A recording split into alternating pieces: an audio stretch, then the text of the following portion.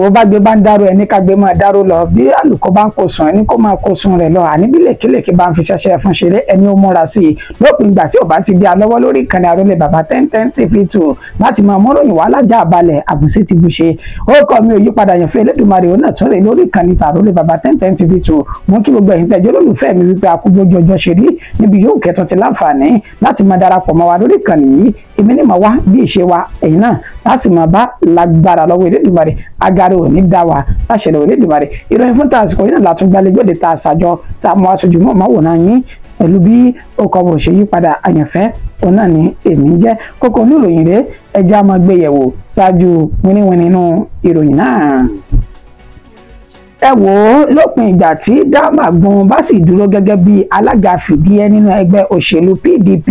ojoojúmọ́ làwọn ènìyàn yóò máa kúrò nínú ẹgbẹ́ òṣèlú ọ̀hún lọ sínú ẹgbẹ́ òṣèlú mi ò olóyè nínú ẹgbẹ́ òṣèlú PDP òun ló sọ èyí di mímọ̀. Ààrẹ fẹ́gbẹ́ akẹ́kọ̀ọ́ orílẹ̀-èdè Nàìjíríà ti kó ọ̀rọ̀ rẹ̀ jẹ báyìí ó ní gbogbo ẹ̀sùn tó fi kan Ṣèyí Tinubu wípé irọ́ lásán tó jìnnà sóòótọ́ ni àwọn ọ̀rọ̀ náà.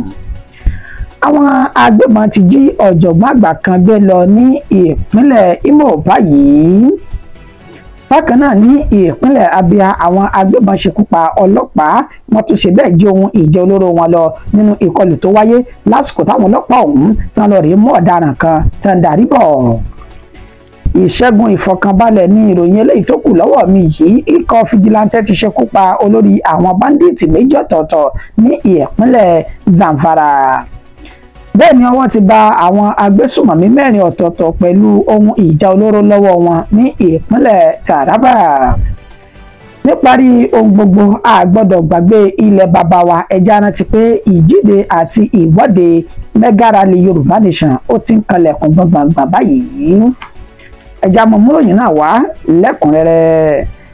Ẹ wò ó lópin ìgbà tí Damagun bá sì dúró gẹ́gẹ́ bí alága fìdíhẹ́ nínú ẹgbẹ́ òṣèlú PDP ojoojúmọ́ làwọn ènìyàn yóò máa jáde kúrò nínú ẹgbẹ́ òṣèlú náà o olóyè nínú ẹgbẹ́ òṣèlú PDP kan ló sọ èyí di mímọ̀. Kọ́lá Ọlọ́gbọ́ndìyàn tó jẹ́ alukoro tẹ́lẹ̀ fẹ́gbẹ́ òṣèlú PDP olómọ̀ ṣe àlàyé ọ̀rọ̀ lójú móhùnmáwòrán Channel níbi tá ti fi ọ̀rọ̀ wá lẹ́nu wò látàrí bí àwọn ènìyàn bá ṣe fi ẹgbẹ́ òṣèlú PDP sílẹ̀ lójoojúmọ́ àti ní gbogbo ìgbà báyìí nígbà tí yóò máa ṣe àlàyé ọ̀rọ̀ ó ní ọ̀rọ̀ wà nínú ọ̀rọ̀ tí ẹbí mílẹ̀rì yìí ó ní ṣùgbọ́n kí n tó máa lọ síbi tí ọ̀rọ̀ wà gangan ojú méjì ọ̀tọ̀ọ̀tọ̀ ó ní àfiwọ́ ọ̀rọ̀ ọ̀hún ojú àkọ́kọ́ ó ṣeé ṣe kó jẹ́ pé àwọn ènìyàn tó kúrò láti inú ẹgbẹ́ òṣèlú PDP lọ sínú ẹgbẹ́ òṣèlú APC wọ́n lè jẹ́ ẹlẹ́ṣẹ̀ kí wọ́n ti wu ìwà kan nínú ẹgbẹ́ òṣèlú PDP ṣùgbọ́n tán wá àforíjì lọ sínú ẹgbẹ́ òṣèlú APC onítẹ̀ bá gbàgbé lásìkò tí ẹni tó jẹ́ alága fẹ́gbẹ́ òṣèlú APC tẹ́lẹ̀ ní orílẹ̀-èdè Nàìjíríà Adams Oshiomhole tó ti sọ̀rọ̀ ní ọjọ́ sí wípé téèyàn bá ti kúrò ní ẹgbẹ́ òṣèlú tó wù kó lè wà tó darapọ̀ mọ́ ẹgbẹ́ òṣèlú APC oní tó bá jẹ́ ẹlẹ́ṣẹ̀ gbogbo ẹ̀ṣẹ̀ rẹ̀ làwọn yóò foríjì táwọn yóò sì mójú kúrò fún un nínú àìṣedédé rẹ̀ ó ní ó ṣeé ṣe kó jẹ́ pé eléyìí lóhun àkọ́kọ́ táwọn ènìyàn náà rí tó fi fẹ́ ẹgbẹ́ òṣèlú PDP tó fi sílẹ̀ lọ sínú ẹgbẹ́ òṣèlú APC ó ní ẹlẹ́ẹ̀kejì ọ̀tọ̀ọ̀tọ̀ tí a bá tì rí dájú wípé Damagun tó jẹ́ alága fìdíhẹ́ fún ẹgbẹ́ òṣèlú PDP kò kúrò lórí àléfà ọ̀hún ó ní ẹmọ́jà àtàrà wa lójoojúmọ́ láwọn ènìyàn yóò máa fi inú ẹgbẹ́ òṣèlú PDP sílẹ̀ ó nítorí wípé èdè àìyedè ń lọ lábẹ́nú bẹ́ẹ̀ ni ọ̀rọ̀ wọn kò yéra wọn nínú ẹgbẹ́ òṣèlú ọ̀hún àfìgbà tí wọ́n bá tó ṣe bẹ́ẹ̀ pé wọ́n gbogbo ọ̀tẹ̀ àti wàhálà tí ń ṣẹlẹ̀ ní abẹ́nú náà tẹ́ ẹ̀ bá sì gbàgbé gbogbo àwọn tó ń darapọ̀ mẹ́gbẹ́ òṣèlú PDP mẹ́gbẹ́ òṣèlú APC ní tí wọ́n pariwo àti ọ̀rọ̀ tí wọ́n sọ lẹ́rìí máa jẹ́ mi ìṣó wọn ó dà ní wípé ẹgbẹ́ òṣèlú ọ̀hún ó ní kòtò tí wọ́n ní ìfẹ́ ara wọn denudenu báyìí nínú ìròyìn tó tún tẹ̀ wá lọ́wọ́ ọmọlé ìgbìmọ̀ asòfin 3 ọ̀tọ̀ọ̀tọ̀ ní Àbújá tó jẹ́ ẹgbẹ́ òṣèlú PDP làwọn náà tó ti ṣe bẹ́ẹ̀ kéde ara wọn pé àwọn ti fẹ́ ẹgbẹ́ òṣèlú PDP sílẹ̀ o àwọn ti darapọ̀ mẹ́gbẹ́ òṣèlú APC ọmọlé ìgbìmọ̀ asòfin kékeré ọ̀hún tó ń bẹ ní Àbújá èyí tán wá láti ìpínlẹ̀ Katsina ibi tá ti rí Abdullahi Balarabe Dambayi Aliyu Iliyasu àti Salisu Yusufu Majigiri èyí tí wọ́n ti kéde ara wọn pé àwọn ti fẹ́ gbé òṣèlú PDP sílẹ̀ darapọ̀ mẹ́gbẹ́ òṣèlú APC lẹ́yìn tí ẹni tó jẹ́ abẹnugan lẹ́gbẹ̀mọ aṣòfin kékeré Tajudeen Abbas tó bá wọn ka lẹ́tà ìta gbangba ọ̀hún jáde. Ideology appears to have been totally out, and people just follow. Where is it raining? I mean, where can I get something? So if you have done opposition for a period of time and you believe that, oh, I'm tired of this opposition, so you look elsewhere. But the unfortunate thing is that the voters will determine, if they are allowed to determine, what party they will vote for at the end of the term. I say this as a preamble. But going into what is currently happening in our country, you can still lace it back to the preamble that I have made. But you must also not forget quickly, okay, that the former national chairman announced, Senator Oshomole, did say that if you join the APC, your sins will be forgiven. So there are tendencies of people who have sins that desire that such sins should be forgiven. And now that Senator Oshomole, as national chairman, had sounded the alarm that, look, you can move in this direction, whatever sins that we have committed will be forgiven. So perhaps this could be responsible. But I also not shy away from the fact that you raise that there's turbulence in the People's Democratic Party as well. And you recall at several chats that we had here, I did say that in as much as Ambassador Ilyasu Umar Damagum remains as the PDP chairman, that the party... Caretaker. He's caretaker chairman. He's acting chairman. Acting chairman. He's not caretaker. Okay, he's acting chairman. Yeah. That in as much as he remains the acting chairman, that the party will go nowhere. And as we can see today, the party is really going nowhere. However, we cannot foreclose the possibility of a restrengthening, of a restructuring within the party, which is presently manifesting. And I believe that at the long run of it, the party might be able to rebuild and revive herself and be presentable for election. Ààrẹ fẹ́gbẹ́ akẹ́kọ̀ọ́ orílẹ̀-èdè Nàìjíríà ti kó ọ̀rọ̀ rẹ̀ jẹ báyìí. Ó ní gbogbo ẹ̀sùn tán òun fi kan Ṣèyí Tinubu, ó ní irọ́ lásán tó jìnnà sóòótọ́ làwọn ọ̀rọ̀ náà. Ẹni tó jẹ́ ààrẹ fún ẹgbẹ́ akẹ́kọ̀ọ́ orílẹ̀-èdè Nàìjíríà èèyàn Àtíkù Abubakar Isa ó mà ti ṣe àlàyé ọ̀rọ̀ wípé gbogbo ẹ̀sùn tó ń fi kan ọmọ ààrẹ Bọ́lá Ahmed Tinubu, Ṣèyí Tinubu, ó ní irọ́ tó jìnnà sóòótọ́ ni, àti pé arákùnrin kan torúkọ tẹ̀ ń jẹ́ Ládọjà Olúṣọlá ó ní ó ń gba ẹnu òun tó sì ń ṣe òun lọ́nà látàrí irọ́ tabua èyí tí ń pa fún òun nípa Ṣèyí Tinubu. Ó náà ṣẹ̀ṣẹ̀ mọ̀ pé ó ń lọ́gbọ́n àlùmọ̀kọ́rọ́ yìí láti dé iwájú gẹ́gẹ́ bí aṣáájú nínú ẹgbẹ́ akẹ́kọ̀ọ́ ọmọ orílẹ̀-èdè Nàìjíríà ni. Tẹ́ ẹ bá gbàgbé, Àtíkù Abubakar Isa tó jẹ́ ẹni tó jẹ́ ààrẹ fún ẹgbẹ́ àwọn akẹ́kọ̀ọ́ ọ̀hún lápá kan ló ti kọ́kọ́ fi ẹ̀sùn kan Ṣèyí Tinubu wípé látàrí kò lè fi ipò sílẹ̀ gẹ́gẹ́ bí ààrẹ àti kò lè ṣe àtìlẹ́yìn fún ẹni tí Ṣèyí Tinubu tó gbé kalẹ̀, níṣe ni wọ́n gbé owó tó tó mílíọ̀nù lọ́nà ọgọ́rùn-ún náírà fún òun, ṣùgbọ́n tóun kọ́ ó ní gbogbo tó ń sọ yìí irọ́ ni o. Ó ní bákan náà níṣe ni Olúṣọlá Ládọjà ló ṣe náà pé àwọn ènìyàn yìí Ṣèyí Tinubu wọ́n lè di ìmọ̀ràn láti jí òun gbé kí wọ́n sì sọdúnmọ̀ wípé kí IGP kó dọwọ́ bo ọ̀rọ̀ náà kó dà á mọ́lẹ̀. Ó ní gbogbo tó ń sọ ànírọ́ níṣẹ́. Ládọjà Olúṣọlá ó ní pa gbogbo àwọn irọ́ ọ̀hún tó ń pa sí òun nínú ẹ̀mí tó ń fi ń kéde ọ̀rọ̀ tí kìí sòótọ́ káàkiri. Ó ti wá rawọ́ ẹ̀bẹ̀ sí ọmọ ààrẹ Bọ́lá Ahmed Tinubu, Ṣèyí Tinubu, wípé kó dákúndábọ̀ kó ṣe àforíjì fún òun. Irọ́ ni o, wọ́n sì ti kéde rẹ̀ fún gbogbo àwọn ọmọlẹ́dẹ̀ Nàìjíríà pé ọ̀rọ̀ tó ń sọ nípa ẹ̀sùn náà kò ní òótọ́ kankan nínú bí tí ń wù kó mọ̀. Àwọn agbébọn náà ti ṣe bẹ́ẹ̀ jí ọ̀jọ̀gbọ́n àgbà kan gbé lọ báyìí ní ìpínlẹ̀ Imo. Wọ́n tún ṣekú pa awakọ̀ tó jẹ́ awakọ̀ rẹ̀ ní ìpínlẹ̀ ọ̀hún.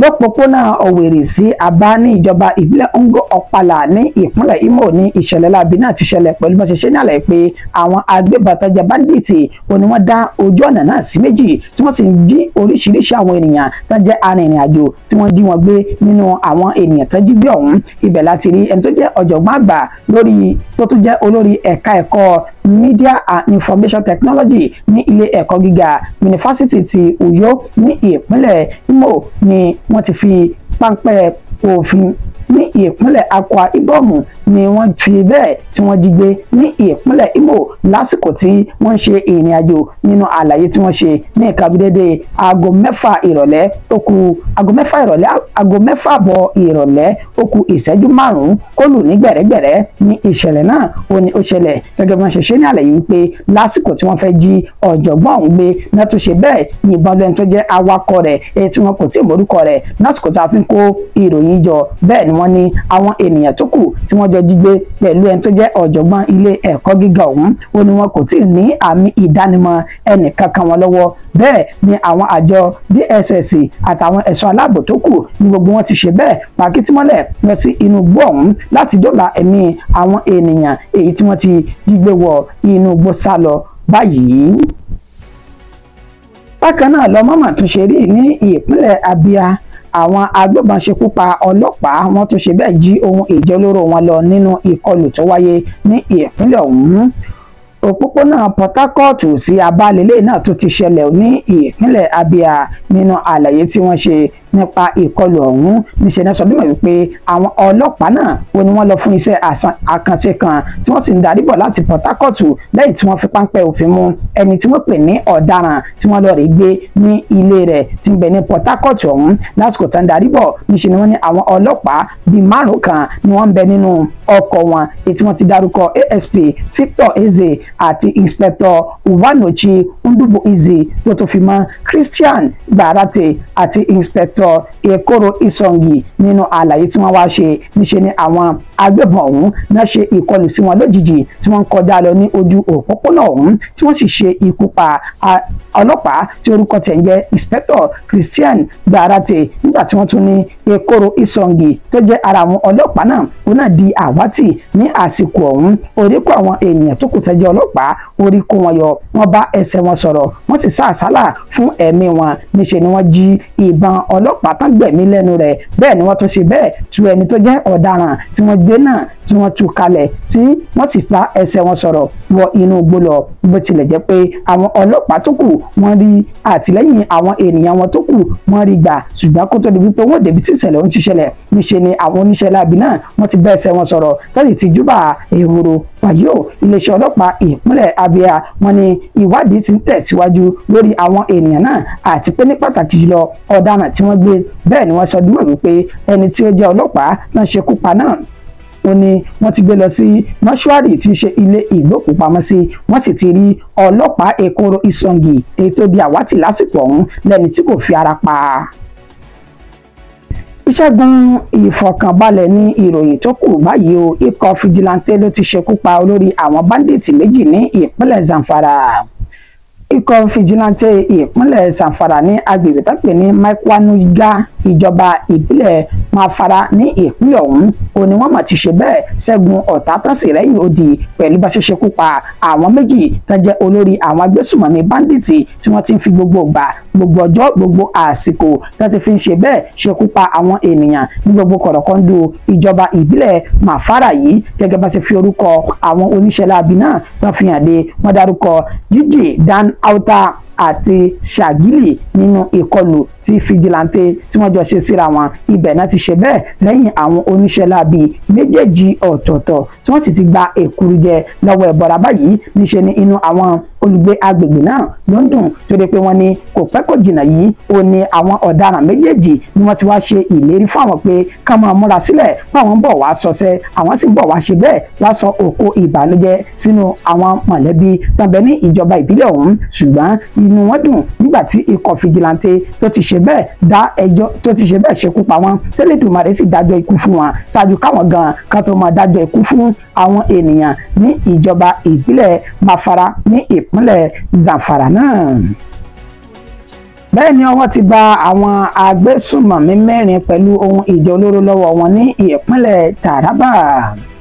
Ikọ̀ ọmọ ogun ilẹ̀ yìí tí wọ́n jẹ́ 6 Brigade Sector 3 Operation White Stroke ní ìpínlẹ̀ Taraba onímọ̀mọ̀ ti ṣe bẹ́ẹ̀ ṣe gudugudu méje tó ń ti yàyà mẹ́fà pẹ̀lú iṣẹ́ ọpọlọ tí wọ́n fi páńpẹ́ òfin gbé àwọn oníṣẹ́ láabi agbésùnmọ̀mí 4 ọ̀tọ̀ọ̀tọ̀ wọ́n sì bá àkàkà ìmọye ohun ìjà olóró lọ́wọ́ wọn gẹ́gẹ́ bá ṣe ṣe ní àlàyé pé lágbègbè tẹ́pẹ̀ ní Tawu ìjọba ìbílẹ̀ Ardokola ní ìpínlẹ̀ Taraba ibẹ̀ ni ọwọ́ ti bá àwọn ènìyàn ọ̀hún gẹ́gẹ́ bá ṣe ṣe ní àlàyé pé èèyàn kan láàrin ìlú ọ̀hún torúkọ rẹ̀ ń jẹ́ Alhaji Ardo Sani ó ránṣẹ́ sí àwọn agbésùnmọ̀mí náà pé kí wọ́n máa bọ̀ wá sí inú ìlú ọ̀hún bóyá wọ́n fẹ́ pèlò àti ìgbáradì láti ṣe ìkọlù sí àwọn ènìyàn ní ìpínlẹ̀ Taraba ṣùgbọ́n nígbà táwọn olùgbé agbègbè náà tí wọ́n gbọ́ ọ̀rọ̀ ọ̀hún tó sì kẹ́fìn ìrìn àwọn oníṣẹ́ láabi 4 náà bá fi gbéta sí ikọ̀ àwọn ọmọ ogun ilẹ̀ yìí làwọn náà sì sùn tí wọn ò sì dọ̀dọ̀yọ̀ wọn bá pa kìtì mọ́lẹ̀ láti ṣe ìwádìí bí ọ̀rọ̀ ọ̀hún ṣe rí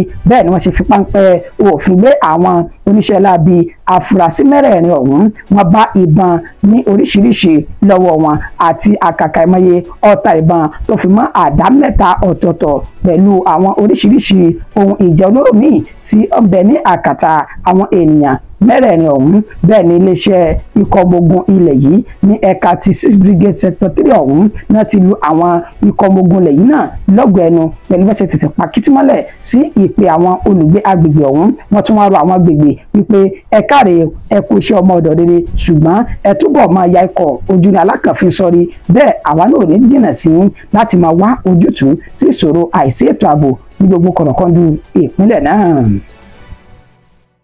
Níparí ohun gbogbo pẹ̀lú gbogbo àwọn ìròyìn tá a ti ṣe bẹ́ẹ̀ tá a ti mú wáyé ẹ rí páwọn èyí tó bani lọ́kàn jẹ́ òun ló ṣe bẹ́ẹ̀ tó pọ̀ jù bẹ́ẹ̀ k'Ẹlẹ́dùmarè má jẹ́ kí ìbànújẹ́ wọnú lé ẹnì kọ̀ọ̀kan wa èyí ló wà fà á tí ìkànnì Àrólé Bàbá 1010 TV2 látẹnu ẹni tó jẹ́ akàròyìn yín àyànfẹ́ Ẹlẹ́dùmarè tí mo fi ń ṣe bẹ́ẹ̀ ṣe ìrántí fún yín wípé ìwọ́de tí ó láàmìlaka mega rally fún ìdásílẹ̀ ilẹ̀ Yorùbá tá a mọ̀ sí Yorùbá Nation nínú oṣù karùn-ún tá a wà yìí òun náà ni yóò gbérasọ tí yóò sì wáyé eléyìí túmọ̀ sí wípé kí tọkùnrin tóbìnrin tọmọdé tàgbàlagbà wa ká máa ṣe bẹ́ẹ̀ mọ̀rálẹ̀ fún ìwọ́de tí ó láàmìlaka ọ̀hún bí ọba ti ń tó àsìkò láti jáde a yóò máa mú ìròyìn náà wá fún wa ẹja rántí wípé ilẹ̀ baba ẹni ní ilẹ̀ baba ẹni o orílẹ̀-èdè tá a sì wà yìí ó ti ń ṣe bẹ́ẹ̀ ṣe àfihàn wípé àjọ wà papọ̀ mọ́ níṣẹ́ ni kóníkúlùkù kò ṣe bẹ́ẹ̀ kó dilé bàbá rẹ̀ mú tó rọ̀ fún àti tọ̀ sí gbẹ̀gìrì kẹ́lẹ́kọ̀ọ́ máa kẹ́kọ̀ọ́ rẹ̀ nílẹ̀ olórin tí wọ́n kọ fún wa lórílẹ̀‐èdè Nàìjíríà yìí àtẹ̀mí àtẹ̀yìn nígbà tá a bá máa gbòmìnira náà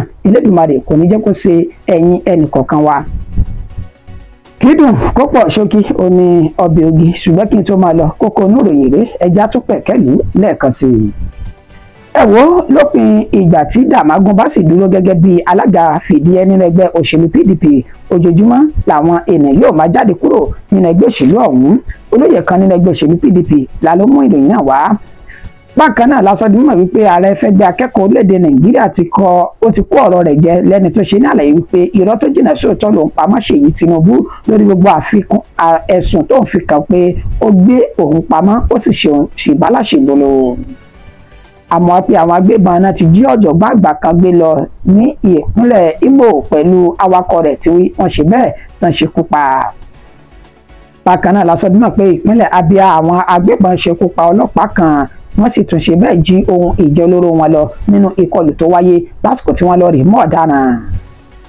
Ìṣẹ́gun ní ìròyìn tí a mú wá tá a ti sọdúnmọ̀ wípé ikọ̀ fìjìláńtẹ́ náà ṣekú pa àwọn olórí báńdíìtì méjì ọ̀tọ̀ọ̀tọ̀ ní ìpínlẹ̀ Zamfara tínú àwọn ènìyàn náà tó sì ń dùn tán fò fáyọ̀. bákan náà la sọdúnmọ̀ pé ọwọ́ bà àwọn agbésùmọ̀mí 4 pẹ̀lú ohun ìjà olóró lọ́wọ́ wọn ní ìpínlẹ̀ Taraba. títí di ìgbà táwa máa padà mú ìròyìn míì wá lórí ìkànnì aláyọ̀ tá a jọ wà yìí èmi àyànfẹ́ Elédùmarè ní ìmọ̀ wá ẹ̀yin tẹ́jú olólùfẹ́ mi náà ní ìmọ̀ bá láṣẹ lọ́wọ́ Elédùmarè bíbẹ̀ ó ní ọ̀bẹ ń bẹ̀ṣu àtẹ́lẹsẹ̀ ńkọ́ a máa bẹ̀ẹ̀nà wò ẹ bá ní a lọ ká má bọ̀ ńlá ní débánlé kì í ṣèpè ìwúre ni ó dàbọ̀.